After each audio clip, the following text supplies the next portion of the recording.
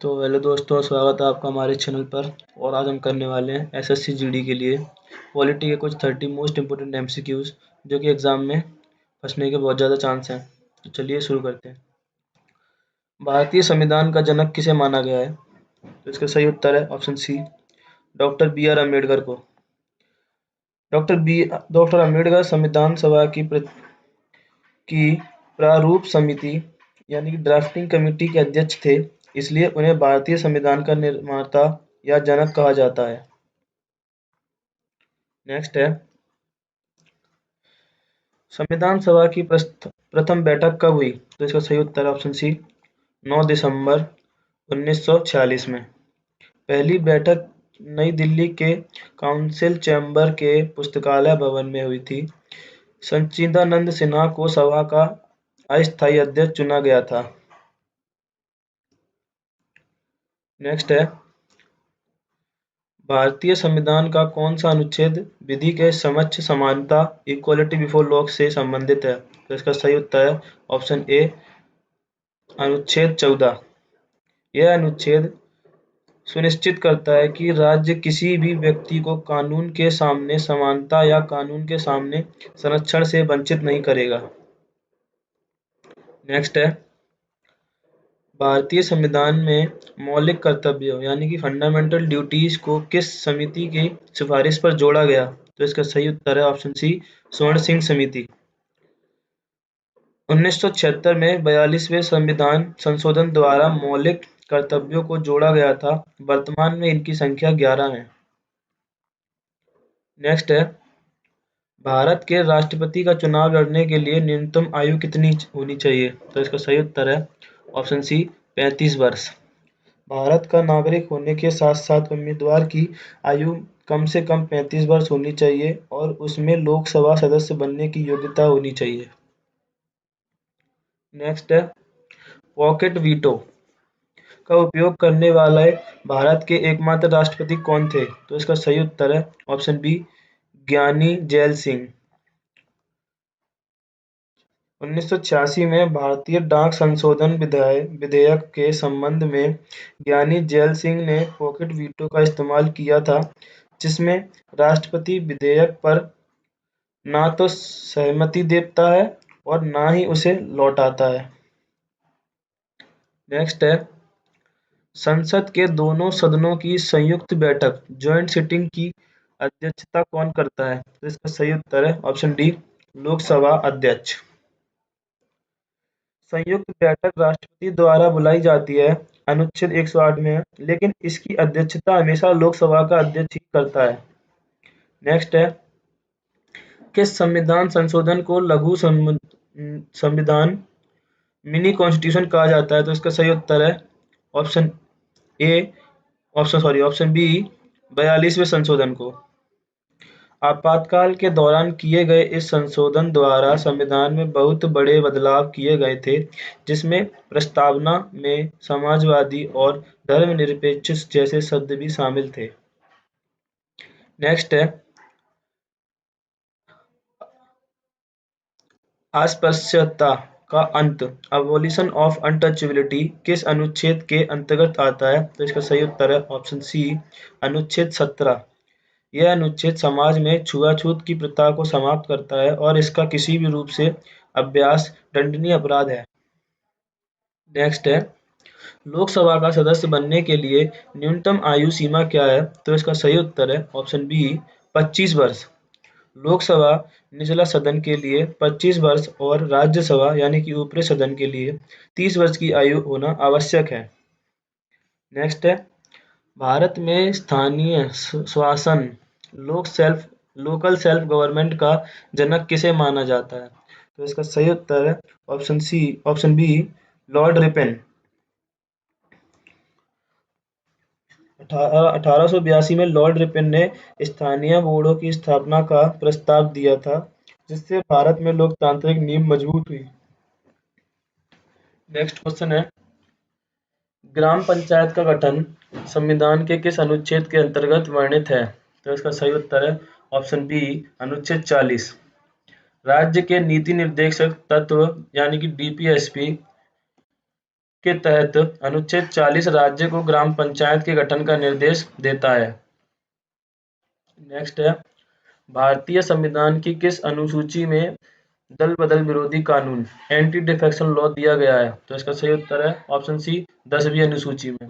इसे 1985 में 52वें संविधान संशोधन द्वारा जोड़ा गया था ताकि राजनीतिक अस्थिरता को रोका जा सके। नेक्स्ट है, भारत के प्रथम मुख्य चुनाव आयुक्त कौन थे? तो इसका सही उत्तर है सुकुमार सेन, ऑप्शन सी। सुकुमार सेन ने 1950 से 1958 तक भारत के पहले मुख्य चुनाव आयुक्त के रूप में कार्य किया। नेक्स्ट है, राष्ट्रपति पर महाभियोग इम्पीचमेंट चलाने की प्रक्रिया किस देश के संविधान से ली गई है? तो इसका सही उत्तर है ऑप्शन बी अमेरिका से।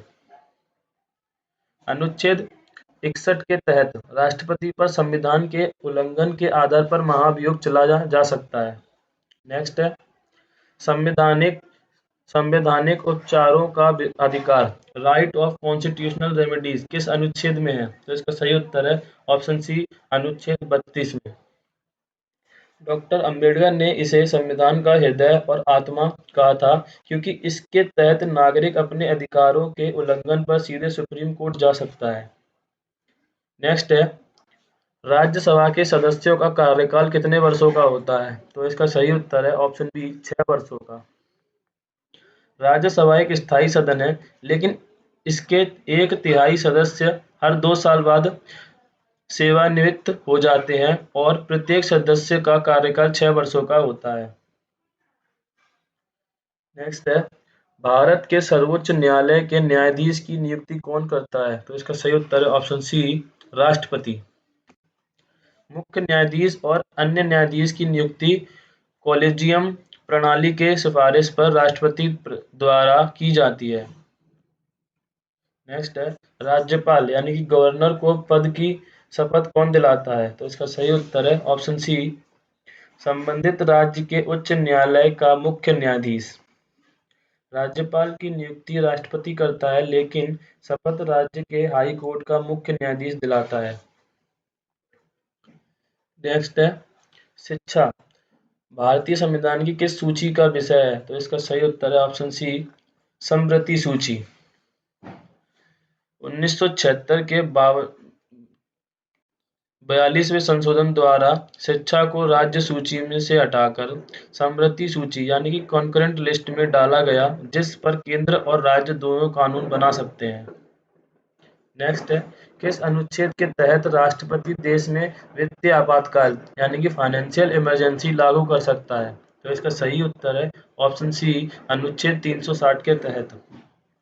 भारत में अब तक एक बार भी वित्तीय आपातकाल नहीं लगाया गया है। 352वें राष्ट्रीय आपातकाल और 356वें राष्ट्रीय शासन का वर्णन है। नेक्स्ट, स्वतंत्र भारत के प्रथम स्वास्थ्य मंत्री कौन थे? तो इसका सही उत्तर है ऑप्शन सी राजकुमारी अमृत कौर। वे कैबिनेट में शामिल होने वाली पहली महिला मंत्री भी थी। इनका नाम है राजकुमारी अमृत कौर। नेक्स्ट है, संविधान के किस भाग में मौलिक अधिकारों का वर्णन है? तो इसका सही उत्तर है ऑप्शन सी भाग 3 में। भाग 3 को भारत का मैग्ना कार्टा भी कहा जाता है। इसमें अनुच्छेद 12 से 35 तक मौलिक अधिकार दिए गए हैं। नेक्स्ट है, भारतीय संविधान में एक एकल नागरिक सिंगल सिटीजनशिप का प्रावधान कहाँ से लिया गया है? तो इसका सही उत्तर है ऑप्शन बी ब्रिटेन से। अमेरिका में दोहरी नागरिकता है, जबकि भारत में पूरे देश के लिए केवल एक ही नागरिकता का प्रावधान है। नेक्स्ट है, संसद के ऊपरी सदन यानी कि अपर हाउस को किस नाम से जाना जाता है? तो इसको सही उत्तर है ऑप्शन बी राज्यसभा के नाम से जाना जाता है। राज्यसभा को राज्यों की परिषद यानी कि काउंसिल्स ऑफ स्टेट और उच्च सदन कहा जाता है, जो कि डिसॉल्व नहीं होती। भारत का प्रथम नागरिक किसे माना जाता है? तो इसका सही उत्तर है ऑप्शन सी राष्ट्रपति। वरीयता क्रम ऑर्डर ऑफ प्रेसिडेंस के अनुसार राष्ट्रपति देश का संवैधानिक प्रमुख और प्रथम नागरिक होता है। नेक्स्ट है, पंचायती राज व्यवस्था सबसे पहले किस राज्य में शुरू की गई थी? तो इसका सही उत्तर है ऑप्शन सी, राजस्थान में। 2 अक्टूबर 1959 को राजस्थान के नागौर जिले में जवाहरलाल नेहरू द्वारा इसका उद्घाटन किया गया था। नेक्स्ट, धन विधेयक मनी बिल का प्रमाणित करने का अधिकार किसके पास है? तो इसका सही उत्तर है ऑप्शन सी, लोकसभा अध्यक्ष के पास। कोई विधेयक धन विधेयक है या नहीं, इसका अंतिम निर्णय लोकसभा का अध्यक्ष का होता है और इसे राज्यसभा केवल 14 दिनों तक रोक सकती है। नेक्स्ट है, संविधान संशोधन की प्रक्रिया किस अनुच्छेद में दी गई है? तो इसका सही उत्तर है ऑप्शन डी, अनुच्छेद 368। यह प्रक्रिया दक्षिण अफ्रीका के संविधान से ली गई है और जिससे संविधान को समय के अनुसार बदला जा सकता है। नेक्स्ट है, भारत की संविधान सभा में कुल कितनी महिला सदस्य थीं? तो इसका सही उत्तर है ऑप्शन सी, 15। संविधान निर्माण में 15 महिलाओं ने महत्वपूर्ण भूमिका निभाई थी, जिनमें सरोजिनी नायडू और राजकुमारी अमृत कौर प्रमुख थीं। तो दोस्तों, ये थे इंडियन पॉलिटी के 30 मोस्ट इम्पोर्टेंट MCQs जो SSC GD एग्जाम में कई बार पूछे जाते हैं पॉलिटी से। तो चलिए मिलते हैं अगली वीडियो में, तब तक के लिए जय हिंद।